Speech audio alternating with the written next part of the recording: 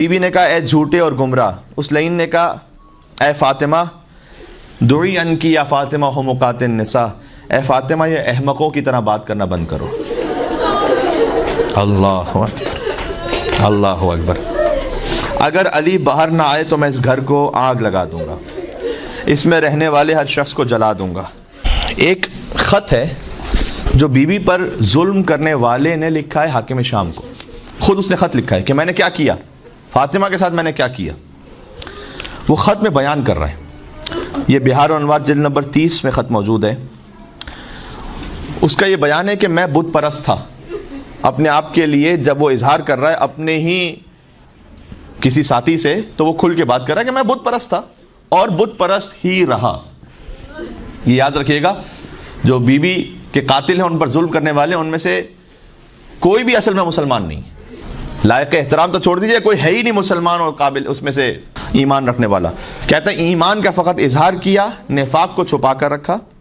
جب میں نے زہرا کے گھر پر حملہ کیا تو اس گھر میں علی و فاطمہ موجود تھے، ان کے بچے حسن اور حسین موجود تھے، زینب اور ام کلثوم موجود تھیں اور ان کی کنیز فضہ موجود تھی۔ میرے ہمراہ ابن ولید تھا، میں لفظ بلفظ وہ پڑھ رہا ہوں کہ جو کچھ ہوا۔ میرا غلام قنفس تھا، مجمع جمع تھا، میں نے دروازے کے حلقے کو زور سے پیٹا، کنیز باہر آئی، میں نے اس سے کہا علی سے کہو خلافت کا لالچ نہ کرے۔ اللہ اکبر، یہ بیہودہ اور فضول کام نہ کرے۔ یا امیر المومنین، سیدہ چادر لے کر باہر آئیں اور فرمایا اے جھوٹے اور گمراہ۔ بی بی نے اس سے کہا اے جھوٹے اور گمراہ۔ جس شخص نے بیوی پر یہ ظلم کیا ہے، آپ میں سے بہت سے سادات گھرانوں سے تشریف فرمائیں، کوئی سید ہوتے ہوئے کیسے سوچ سکتا ہے کہ میں دشمنان زہرا کے لیے ایک ذرہ برابر بھی نرم گوشہ لے کر آؤں گا دل میں؟ ہم تو سید ہیں، ہم تو غلام سید ہیں، لیکن سید ہوتے ہوئے تو اگر کوئی سید ایسی بات کرے تو کتنی تکلیف ہوگی کہ جو آدھا اہل بیت کے لیے کسی نرم گوشے کا قائل ہو۔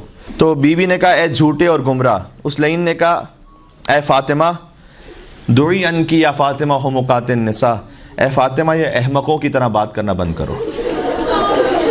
اللہ اکبر، اللہ اکبر۔ اگر علی باہر نہ آئے تو میں اس گھر کو آگ لگا دوں گا، اس میں رہنے والے ہر شخص کو جلا دوں گا۔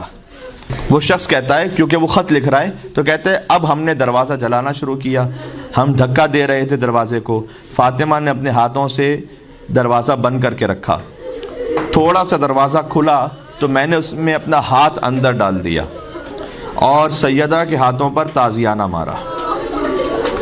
سیدہ کا ہاتھ چھوٹ گیا، دروازہ گرا، سیدہ پر دروازہ گرا ہوا تھا۔ یہ منظر دیکھ کر میرا ارادہ تھوڑی دیر کے لیے بدل گیا۔ رسول زادی پر دروازہ تھا تو وہ کہتا ہے کہ تھوڑی دیر کے لیے میرا ارادہ بدلا کہ میں آگے بڑھوں یا نہ بڑھوں۔ میں تھوڑا سا پیچھے ہٹا، لیکن علی کے ہاتھوں بدر و احد میں میرے بزرگوں کا قتل مجھے یاد آیا۔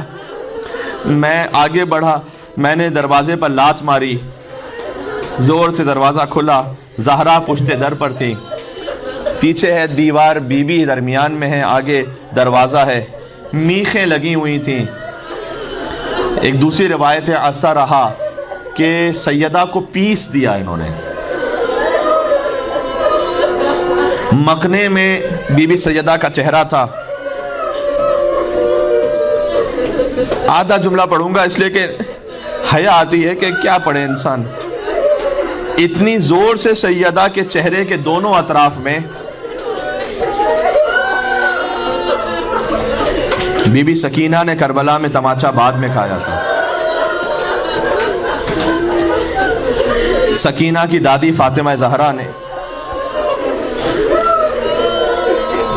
اس کا بیان ہے کہ دونوں گوشوارے گر گئے سیدہ کے، اتنی زور سے ہاتھ اٹھایا کہ دونوں گوشوارے گر گئے۔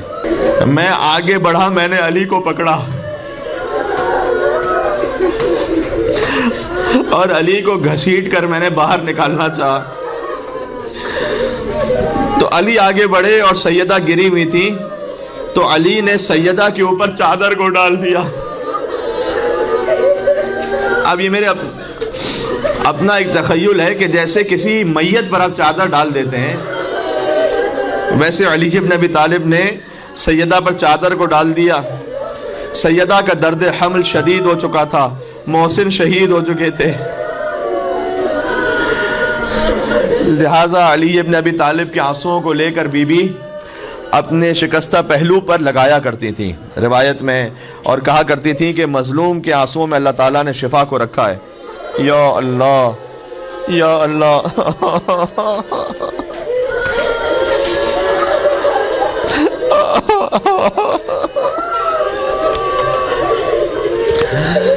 ایک روایت سناتا ہوں، اور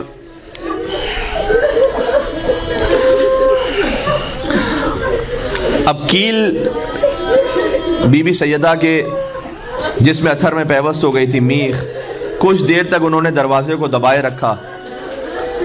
سیدہ زخمی حالت میں دروازے کو ہٹا کر علی کے سامنے سپر بن گئیں۔ اب روا روا کانپ رہا ہے میرا۔ ایک لعین نے تلوار نکالی، کس کے سامنے؟ رسول کی بیٹی کے سامنے۔ اس نے تلوار کے دستے سے شکم سیدہ پر وار کیا۔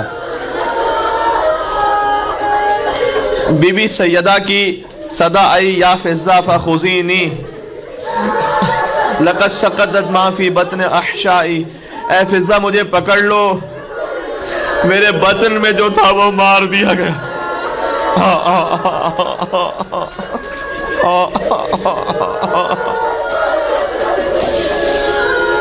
فاطمہ اور حسین کا ایک جیسا مقدر ہے۔ محسن شکم سیدہ میں شہید ہوئے، اصغر دست سید الشہداء پر شہید ہوئے۔ اب قبیلہ بنی اسلم کے یہ پس فطرت لوگ علی کے گھر میں گھس آئے تھے۔ علی نے مجمع کو دیکھا، فرمایا تم میں سے میرا کوئی کچھ نہیں بگاڑ سکتا، مگر رسول اللہ نے مجھے صبر کے لیے کہا تھا۔ یہ مجمع علی کی طرف بڑھا، اس نے علی کی گردن میں رسی ڈالی۔ سمجھ نہیں آتا ایام فاطمیہ میں بی بی کی شہادت پڑھیں یا علی کی غربت پڑھیں یہاں پر۔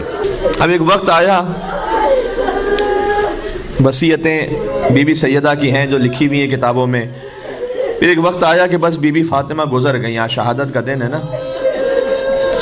جب کسی کی میت ہو جاتی ہے، آپ کے گھر میں بھی کہیں نہ کہیں کوئی جنازہ ہوا ہوگا، تو رونا آ بھی رہا ہو تو بہت سارے امور ہوتے ہیں غسل و کفن کے، جس کی وجہ سے انسان اندر گھٹ جاتا ہے۔ کئی دفعہ وہ کاموں میں مصروفیات کی وجہ سے رو نہیں پاتا، لیکن اچانک اگر کوئی بہت عزیز اپنا سامنے آ جائے تو اس سے گلے مل کر بہت روتا ہے انسان۔ تو مولا علی علیہ السلام نے بہت ضبط کیا ہوا تھا، یہاں تک کہ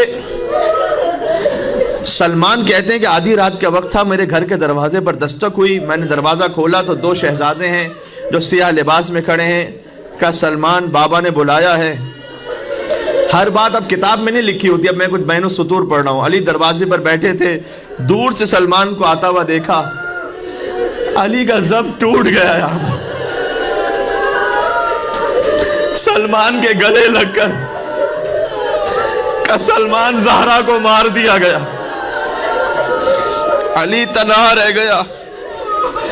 کہ سلمان یاد ہے جب میرا فاطمہ سے ازدواج ہوا تھا، زبان حال پڑھ رہا ہوں، یہ فاطمہ کے ناخے کی مہار پکڑ کر نبی کے گھر میں میرے گھر تک تم لائے تھے، اب چلو میرے گھر سے جنازے کو لے کر۔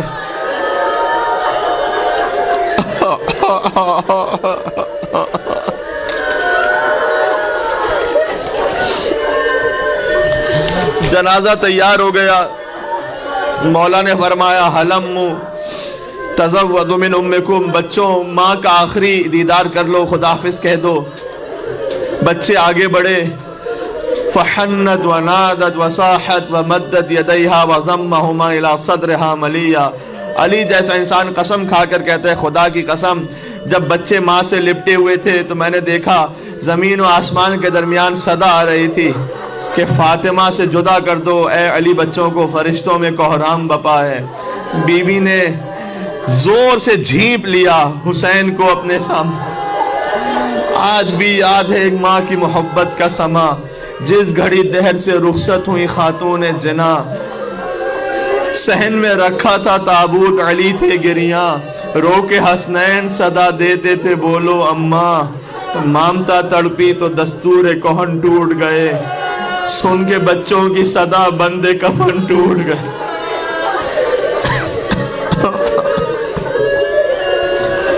خاتون کو دفن کیسے کیا جائے؟ یا اللہ، جنازہ چلا، ورثہ میں سے کوئی رونے والا نہیں تھا، اس لیے کہ مدینے والوں کو خبر نہ ہونے پائے۔ روایت کہتی ہے کہ آگے آگے فاطمہ کا جنازہ تھا، پیچھے پیچھے حسن اور حسین گریبان میں منہ ڈالے سسکیوں سے رو رہے تھے۔ خاتون کو دفن کرنے کے لیے دو محرم ہو، ایک جنازہ دینے والا ہو، ایک جنازہ لینے والا ہو۔ جنازہ دینے والے علی ابن ابی طالب ہیں، جنازہ لینے والا کون ہوتا؟ قبر زہرا سے دو ہاتھ، اے علی میری بیٹی میرے حوالے کر۔ علی نے کہا آپ کی بیٹی آپ تک پہنچ گئی، اب وہ بتائیں گی ہمارے ساتھ کیا گزری۔ فاحفظ السوال، آپ ہی پوچھئے گا، واستغفر الحال، وہ اپنی حالت آپ کو بتلائیں گی۔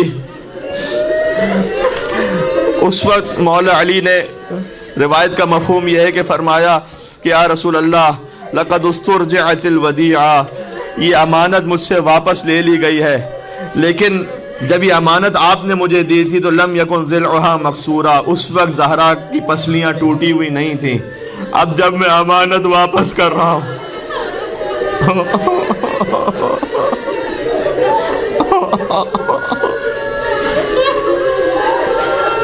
پہلو شکستہ ہے۔